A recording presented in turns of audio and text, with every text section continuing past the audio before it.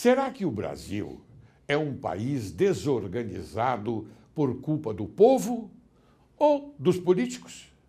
Vejamos. Diversos tipos de impostos você paga por mês. Quando os políticos assumem o poder, seja lá qual for a estratégia utilizada, passam a usufruir de grande soma de dinheiro.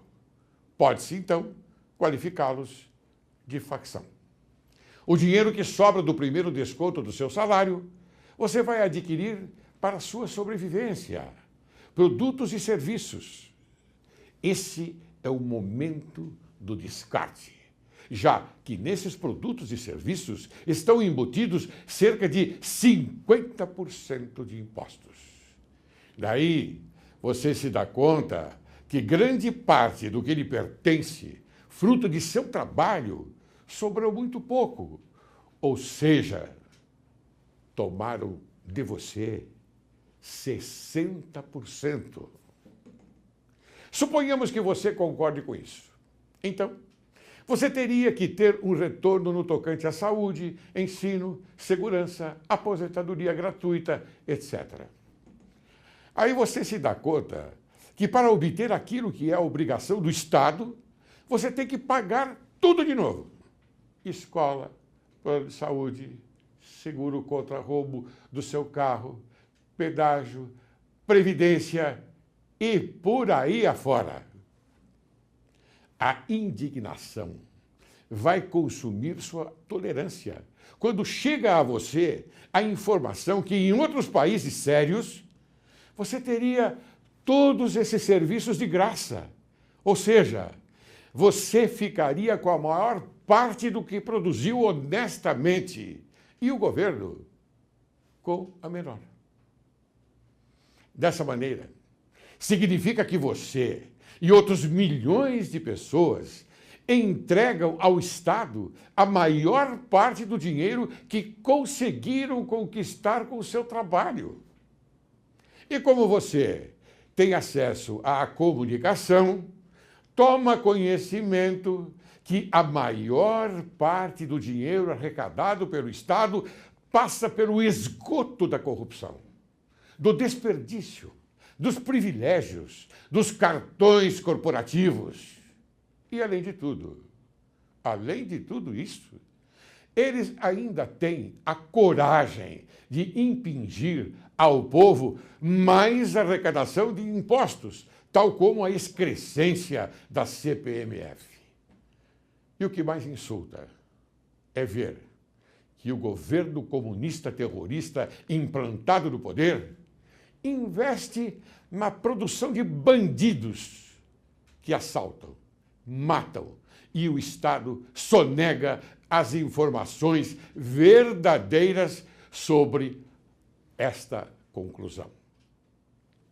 Finalmente, você passa a entender que a tal facção criminosa é aquela que governa o país. Caro telespectador, sou brasileiro como você e tenho o privilégio de ter alcançado na minha vida profissional o destaque e o respeito do Poder Judiciário.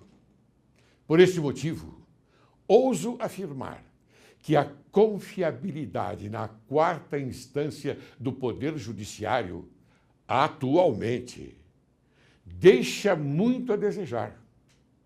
A aparência faz crer, face à predominância dos infiltrados manejarem o estímulo de abrir uma fenda na Carta Magna desse país, com a evidência indiscutível de prover julgamentos nefastos, a manter assim erecta a permanência da Dama do Planalto, sobrepondo-se às verdades sublimes, os demais direitos e garantias sociais e aos honrados ministros integrantes da Corte Suprema, seus pares mais antigos, que sustentam em suas mãos a árdua tarefa de manter a consciência do Estado de Direito democrático do Brasil.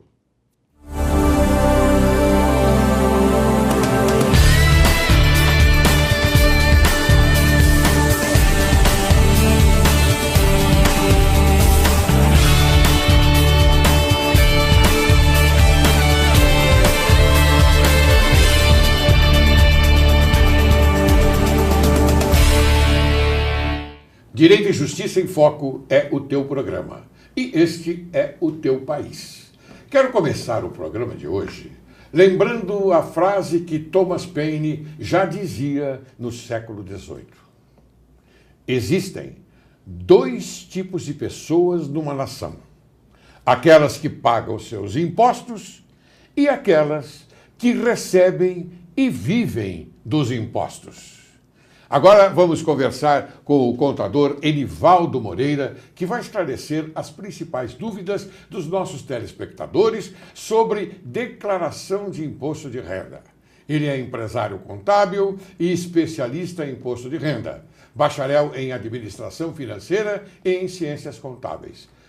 Como vai? Tudo bem? Seja bem-vindo. Obrigado pelo convite. Ótimo. Veja, Enivaldo, é uma grande honra para nós receber você aqui, normalmente porque a informação que temos que passar deve ser precisa e verdadeira.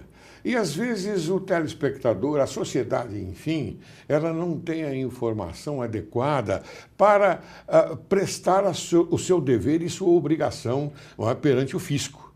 Não é? Então, nós trouxemos você aqui porque você é um ícone da contabilidade no Brasil, sabemos disso. Por isso que fizemos questão de trazê-lo aqui nesse programa.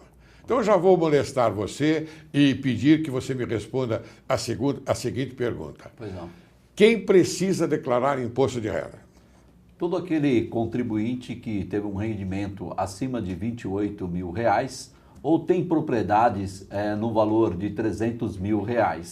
E agora também tem uma novidade, aquelas pessoas que tiveram rendimentos isentos de caderneta de poupança ou indenizações sobre rescisão de trabalho, né, que infelizmente no atual situação do país, tivemos aí muito desemprego, recebeu acima de R$40 mil de indenização, também é obrigado a declarar o seu imposto de renda. Aquele que recebeu menos de 40, não. Não há necessidade. Então, essa é uma inovação. É uma inovação. Quem teve, mesmo sendo isento, ele precisa declarar. Muito bem. Tem alguma novidade na declaração desse ano? Como você disse, e é verdade, nós já encontramos esta que você nos esclareceu. Tem mais alguma outra novidade? A outra novidade é que agora os dependentes acima de 14 anos, o contribuinte é obrigado a informar o CPF desse seu dependente com uma idade de 14 anos. Uma outra coisa também que a Receita Federal ela colocou foi um ícone único para gravar, verificar se tem pendências e você transmite automaticamente. Acontecia muito no passado que a pessoa não gravava e se perdia e aí entregava com alguma pendência e isso dava problema na malha fina. Bom, o que é isso? Eu ia perguntar a você exatamente isso. Qual seria o problema em decorrência desse fato? A decorrência desse fato é que você pode entregar a sua declaração sem você verificar as pendências, né?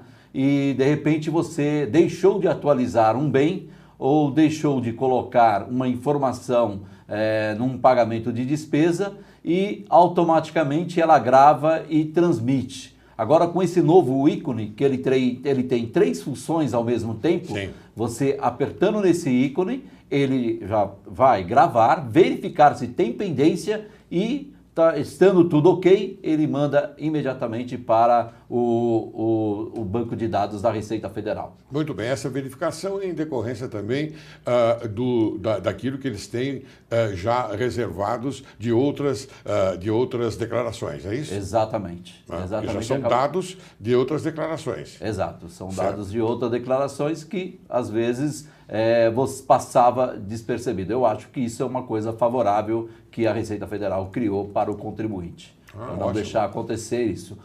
Quando acontecia isso e verificado posteriormente, o contribuinte teria que retificar a sua declaração de imposto de renda, encaminhando novamente, e aí ele perdia o tempo caso ele tivesse uma restituição de imposto. Quer dizer que com essa inovação, então não há mais necessidade. Não é? A retificação já é feita pela própria Receita. Pela própria Receita Federal é feito já em um toque, é só um clique no botão, ela já verifica se tem pendência ou não. Então, o contribuinte não cai nessa armadilha Sim. de entregar a declaração de imposto de renda com um determinado erro. Então, esse ícone, ele tem essa função. E se eles verificarem que há realmente alguma omissão, uma omissão involuntária, óbvio, não é? Há possibilidade de se cobrar alguma coisa na incidência do imposto normal ou não? Sim, acontecendo de ter alguma informação, uma omissão de informação, né, melhor dizendo, logicamente você tem ainda um tempo, tá, hábil, Sim, após a entrega da sua declaração, para você verificar no ECAC, que é um sistema eletrônico da Receita Federal para o contribuinte, ele verificar que houve uma pendência e aí ele retificar e aí corrigir a sua declaração sem ter ônus nenhum. muito bem. Então vamos seguir em frente e vou lhe fazer mais uma pergunta. Qual o critério que a pessoa deve usar para escolher entre a declaração simplificada ou então a completa? Olha, o critério ele é bastante simples, né? Então, essa simplicidade me assusta. Toda vez que nós falamos de simplicidade não é, perante as exigências do governo, me assusta. Sim. Eu coloco na simplicidade porque quando o contribuinte ele não tem muitas despesas, ele não tem despesas a deduzir, ele não tem dependentes, né? Então fica muito mais, fica viável, vamos dizer assim, ele entregar a sua declaração na simplificada, porque a simplificada ela permite 20% de desconto, de dedução sobre o seu rendimento. Sim. Então, seria viável ele fazer na simplificada. A declaração completa são para aqueles contribuintes que têm várias despesas, como despesa em educação, despesas médicas, convênio, dependentes. Então, aí é superior a esse 20% que a simplificada permite, então é melhor você fazer na completa. Mas o que tem dentro do sistema, dentro do programa da Receita Federal, é que no programa, quando você faz uma declaração na completa e ele verifica que é mais viável você fazer na simplificada, ele mesmo diz lá, você quer seguir na completa ou você quer optar pela simplificada que vai permitir você pagar um valor a menor ou restituir mais. Então, existe já um comparativo no próprio programa da declaração de imposto de renda, que aí você faz a opção, ok? Você faz a opção na hora, né? Na hora que você está preenchendo a sua declaração de imposto de renda, vai demonstrar numa telinha qual é a melhor opção, sendo simplificada ou completa. Muitas vezes as pessoas têm dúvidas que a completa, a Receita Federal pode pegar ele mais fácil numa malha fina. Isso não existe, é independente. A questão da malha fina não está na declaração completa ou a simplificada, né? Isso Eu estou muito feliz ouvindo suas palavras, no sentido de que essas informações possam passar à sociedade de uma forma correta, de uma forma, vou mais além ainda, de uma forma honesta, porque vejo que não há a intenção da Receita Federal no sentido de pegadinhas. Exatamente. Não é isso? Exatamente. Não é? Nós temos que informar essas coisas ao povo, porque nós estamos passando por um momento muito difícil no nosso país, com esse governo que aí está, e nós sabemos muito bem que a Receita, ela naturalmente tem a sua simplicidade, vamos colocar agora o termo também, simplicidade, e quer naturalmente oferecer essa simplicidade ao contribuinte para que ele também consiga transmitir aquilo que ele tem para não pagar até muitos impostos, é isso? Exatamente. Muito bem. E isso eu vejo com bons olhos, né? Claro. Nem tudo o que é feito pela Receita Federal é para tirar dinheiro do seu bolso. Existe sim condições de você fazer essa comparação para pagar o imposto que eu chamo de justo. Né? Nem tudo está perdido no mundo da Dinamarca. Exatamente. Bem, meu caro Edivaldo, eu agora vou pedir a sua atenção, que nós fomos às ruas e percebemos que as pessoas têm muitas dúvidas, muitas dúvidas. Então, nós vamos ver quais são essas dúvidas. Tudo bem? Tudo bem. Posso chamar o VT? Vamos. Roda o VT. Posso incluir meus pais como dependentes? Então, Nivaldo, vamos aproveitar esta dúvida e explicar mais detalhadamente quem pode ser considerado dependente? Sim. Pode ser considerado dependente a sua esposa, o seu esposo, filho, enteados até 21 anos, né? Pode ser considerado. E também os seus pais, aqueles que não têm rendimento acima do valor do permitido. Então você pode colocar eles como seu dependente. Muito bem. Filhos que acima de 21 anos e que residem com os pais, são dependentes dos pais, também podem ingressar nessa declaração? Ele pode ingressar desde que ele não tenha rendimento e que ele realmente é comprovável que ele depende dos pais. Então, pode se colocar. Muito bem, tá? Muito bem. Bom, dando prosseguimento nessa questão dos dependentes, vale a pena incluir todos os dependentes na declaração? Como esta, por exemplo, como o exemplo que eu dei, acima dos 21 anos e que moram com os pais. Como nós falamos na pergunta aí anterior sobre a declaração simplificada e declaração completa, quando você tem muito rendimento e também você tem muita despesa, vale a pena sim você declarar todos os seus dependentes, que isso vai abater na sua base de cálculo 2.123 por dependente e que aí vai deduzir o valor a pagar ou aumentar o valor a restituir. Então, nesse motivo, vale a pena. Vamos esclarecer mais uma pergunta das ruas?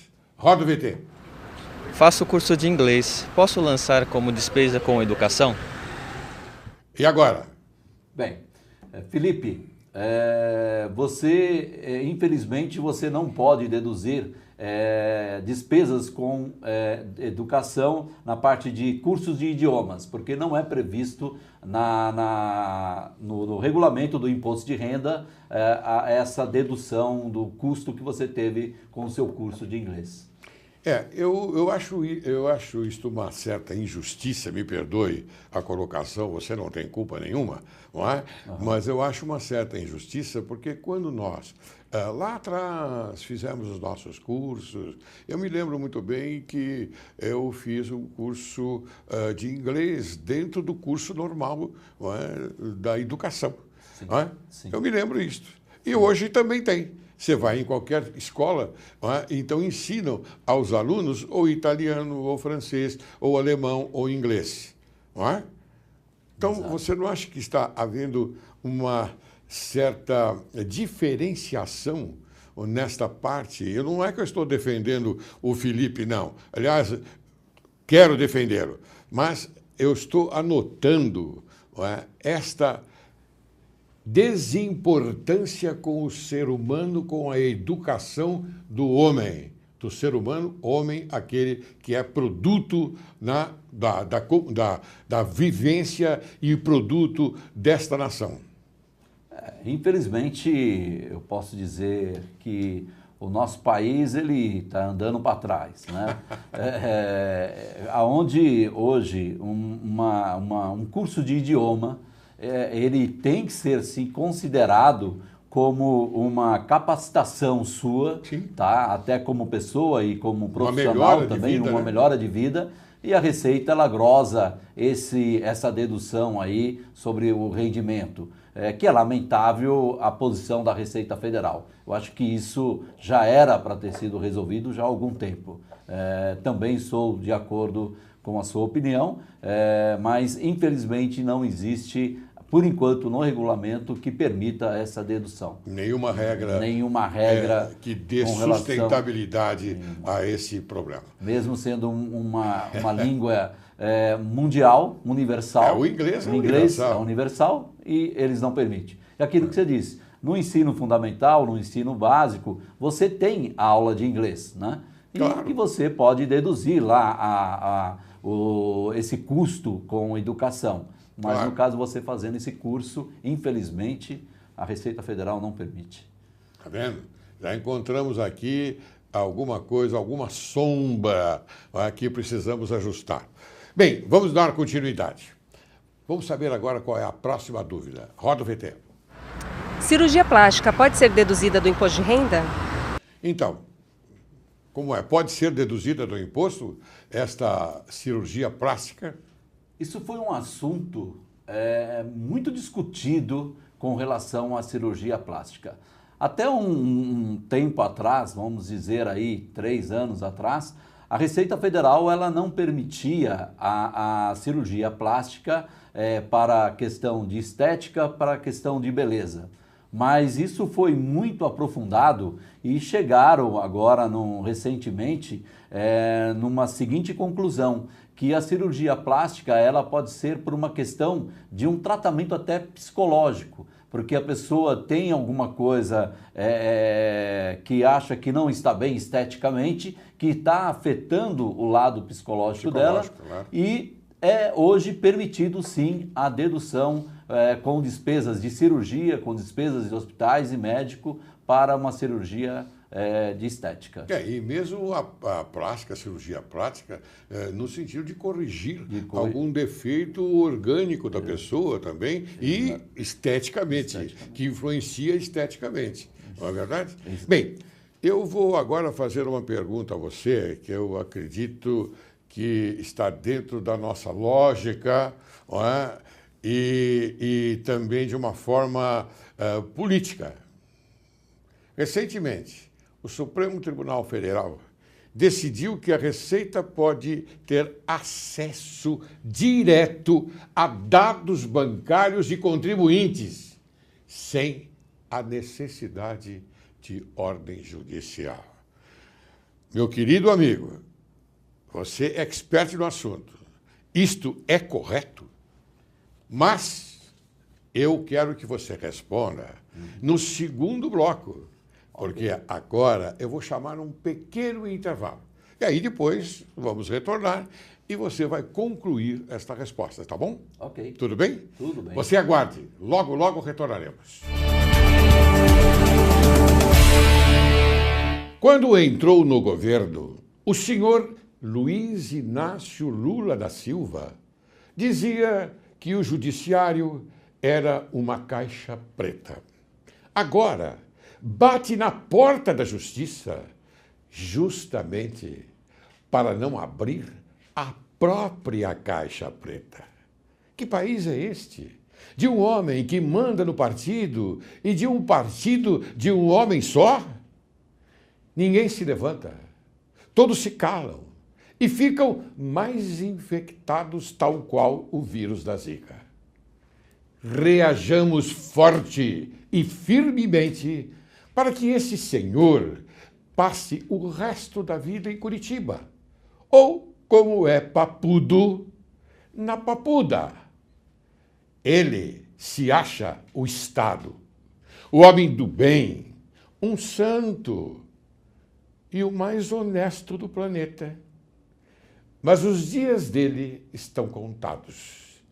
E quando abrir a boca para dizer como fez fortuna, certamente acionará a força do Morro dos Ventos Uivantes.